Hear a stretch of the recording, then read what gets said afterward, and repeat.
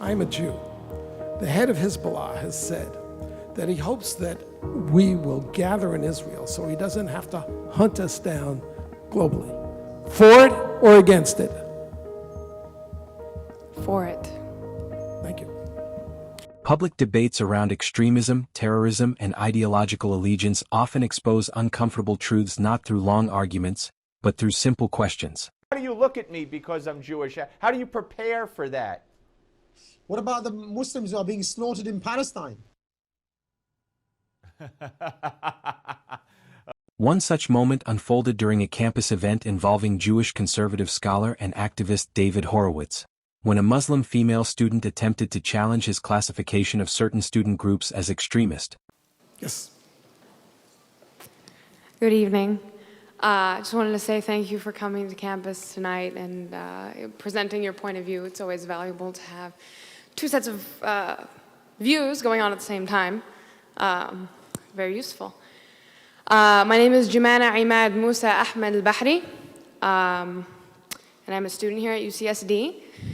I was reading your literature. I found that much more interesting than the talk. And I found some interesting things about the MSA, which is an organization that's very active on campus, and it is hosting our annual Hitler Youth Week. You should come out to those events.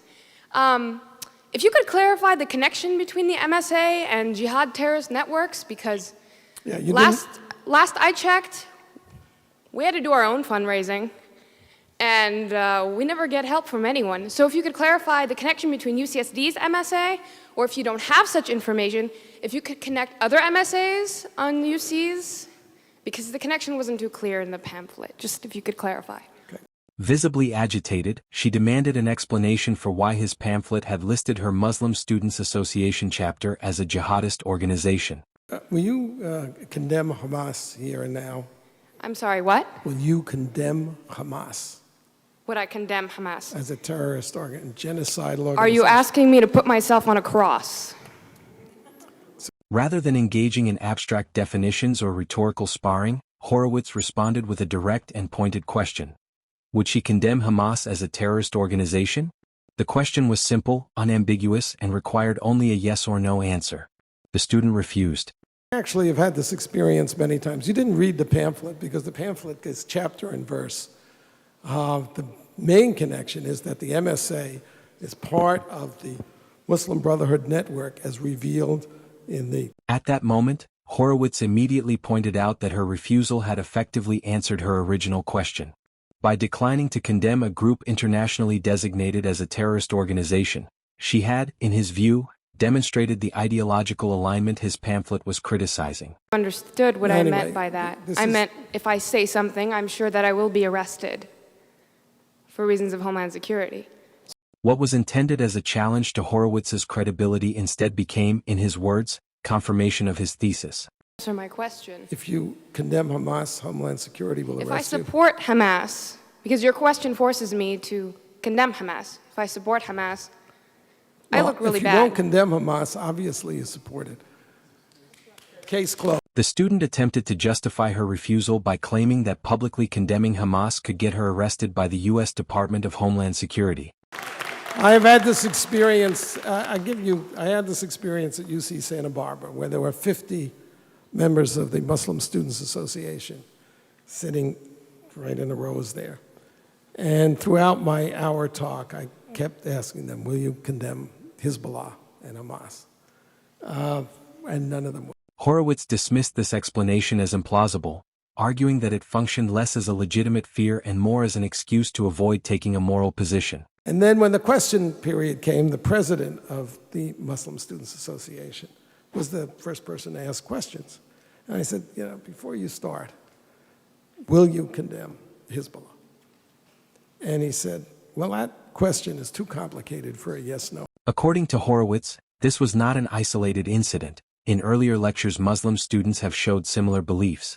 And that he hopes that the Jews gather in Israel so we won't have to hunt them down worldwide.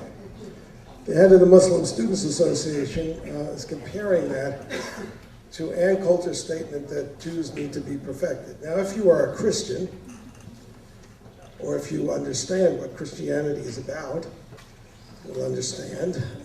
You will remember that Jesus said, I am come to fulfill the law, that Jesus was a Jew who believed that the Mosaic law was imperfect and that Jews should follow his gospel.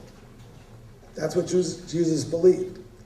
So for a Christian to believe that Jews should be perfected, that's their religion. That's what they believe. I don't have any problem with that so long as they don't try to perfect me. I mean, this is what America is, and this is why people in America, if you take the people who live in America, whether it's Croats and Serbs or Jews and Arabs or Protestant Irish or Catholic Irish, in the other parts of the world they kill each other. But here we live side by side because we all agree, kind of to let everybody do their own thing and, let God sort it out.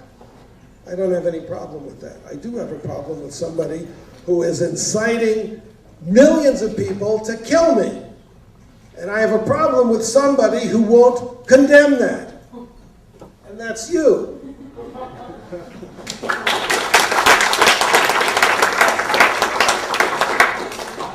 Hi, my name is Walid Afifi. I'm a professor here on campus. And I do want to thank at least the opposite perspective from being offered. I would actually like to invite you. I'm the faculty advisor for the Students for Justice in Palestine. I would love one of those Students for Justice in Palestine. So right away, you're exactly. But what I'd love to see, because one of my frustrations is that we get these speakers and then we get question and answer period that's not actually productive at all for understanding. You argue about the two sides that we need to have. I would invite you right now to come in a month, next year, whenever, with another person in political science and religious studies, anyone that can actually have a discussion in a debate format where these two sides are in fact viewed on an equal level as opposed to question and answer. Do you want to accept that invitation? Do you want to debate, or do you want to? Not myself. There's people that are No, far I didn't mean it that. Is what you're asking for. He recounted similar encounters with Muslim students who repeatedly refused to condemn not only Hamas but also Hezbollah, another U.S.-designated terrorist organization. Intellectual discussion that might be held in a seminar room, where we could really explore things. As long as you are willing and the other person is willing to engage in a civil discussion where both sides of the story are presented, that is what our students need to see. They need to see disagreement. They don't see stereotyping. They need to see disagreement engaged in a civil manner. This is not what's going on. You pick the time, I will be there.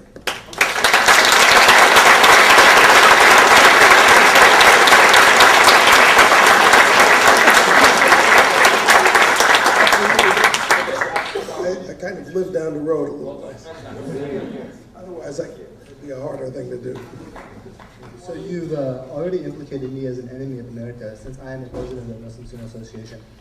First of all, I would just like to say I would never sign anything with your name attached to it. Mentioning that in this instance, even the president of a Muslim student association declined to offer condemnation. Of course, I'm against killing innocent people everywhere. It's not something that needs to be said. That is something that human beings inherently have. The fact that you can come over here and question whether or not I'm a human being or whether or not I have morals or values, that's irrelevant, really. The people that know me in this community, people that know Muslims, are not going to buy your bullshit.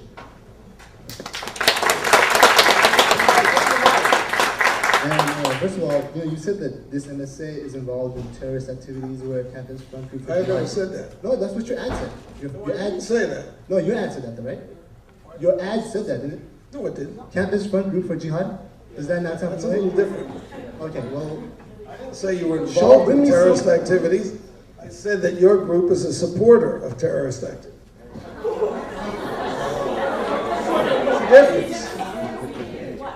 There's a difference.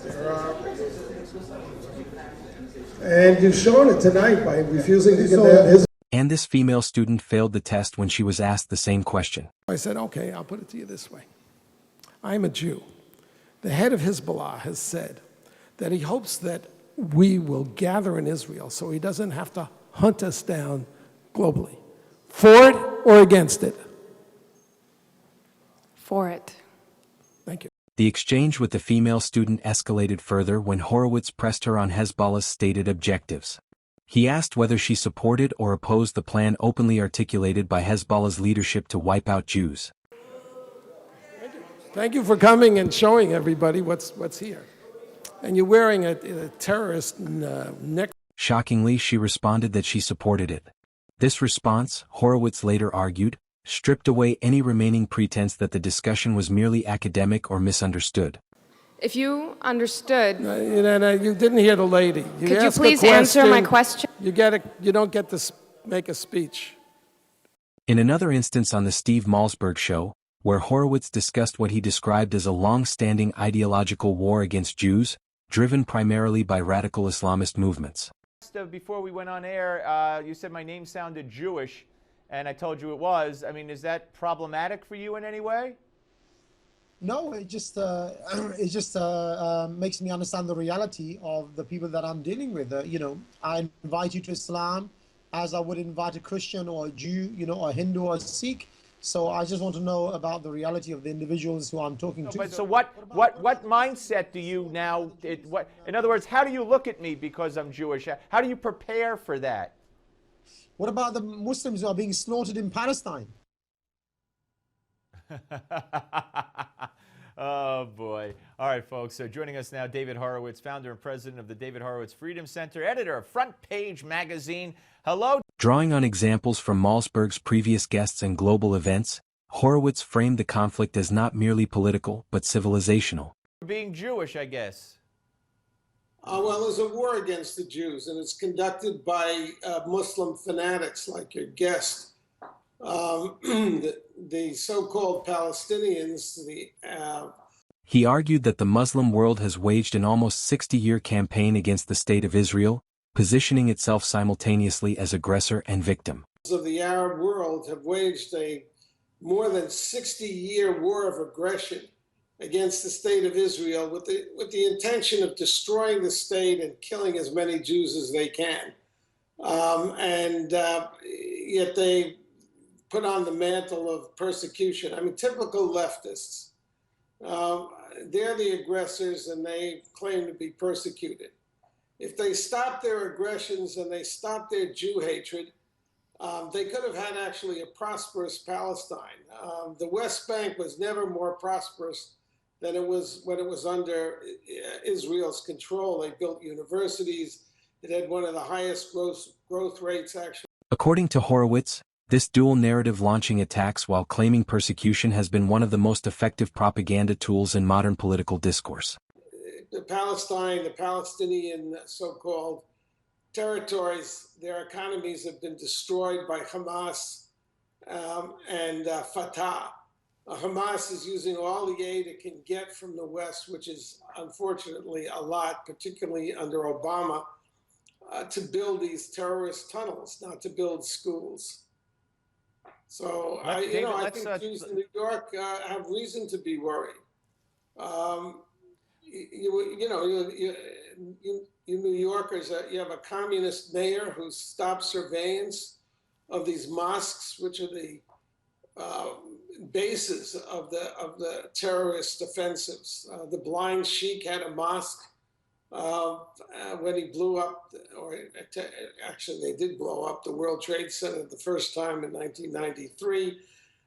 Horowitz also addressed the economic dimension of the conflict, noting that the Palestinian economy could have been significantly more prosperous were it not for the operations and priorities of Hamas. Where the terrorists are organized from, and de Blasio has stopped the surveillance, just as way he stopped stop and frisk. I mean, the leftists support criminals at home and America's enemies abroad. But the Quran and the hadiths, the sayings of the Prophet, are Jew-hating. I mean, this isn't like, the Old Testament or even the New Testament in the way it directs hatred against a particular group, which is Jews. So it's a very bad situation. And then David, we saw it today. Go ahead. We have in the White House, Obama, somebody who doesn't even want to use the word terror unless he's forced to by pressure from the media. Can't describe something as a terrorist attack, can't, do what a president should do and take leadership on this issue. He's often wherever he is, in Arizona, giving speeches on the economy. Instead of infrastructure, trade, or development, resources are funneled into militancy and conflict, perpetuating poverty while leadership remains entrenched in ideological warfare. And raising campaign money. This is a wretched presidency. It's a disgrace to America, a disgrace to the office. You can have a certain kind of black humor sympathy for Obama, since these attacks are on free speech, but it's Obama who put the filmmaker in jail for a stupid video that nobody watched, that Muslims claimed defamed the Prophet Muhammad. And David, it was also... Beyond Islamist movements, Horowitz reserved sharp criticism for left-wing political factions in the West, whom he accused of habitually supporting America's enemies both abroad and at home. This very magazine in 2012 saying that he questions their judgment on printing the cartoons. When I hear Jay Carney question the judgment of these Islamic states that brutalize women, I'll be impressed, but not until then. This White House... David, one more thing along the lines of this White House. After hearing Obama, again, very passionless today. He argued that this tendency manifests not only in foreign policy rhetoric but also in domestic actions, such as restricting free speech, often justified as efforts to avoid offending Muslim sensibilities. He even talked about what happened in France. Never, of course, referred to the fact that there was the targeted attack in the kosher bakery. Same lack of passion that as when those rabbis were slaughtered by a meat cleaver. He doesn't care about nothing. Jews. He doesn't care about the West. He doesn't care about America. I mean, that should be. He doesn't care about Christians either. He doesn't care about Christians either. David, he doesn't care about Christians either. They're slaughtered every day. Oh, not in the least. I've said this before. I mean, you can't tell me he's a Christian after turning his back on the hundreds of thousands of Christians in Iraq, the oldest Christian community in the world, that were slaughtered and driven. According to Horowitz, this selective sensitivity has produced a dangerous moral imbalance. Attacks against Jews frequently provoke minimal outrage, particularly when perpetrators are Muslim extremists. David, Obama, it's always great. The only thing he's shown real care about is the Islamists. He goes to the UN. Well, I said if one. And what he says is the future must not belong to those who defame the Prophet Muhammad. Yeah, I heard that at the UN also. He extended this criticism further, noting that Christians worldwide also face widespread persecution and mass killings at the hands of Islamist groups, yet these tragedies rarely generate sustained media or political attention.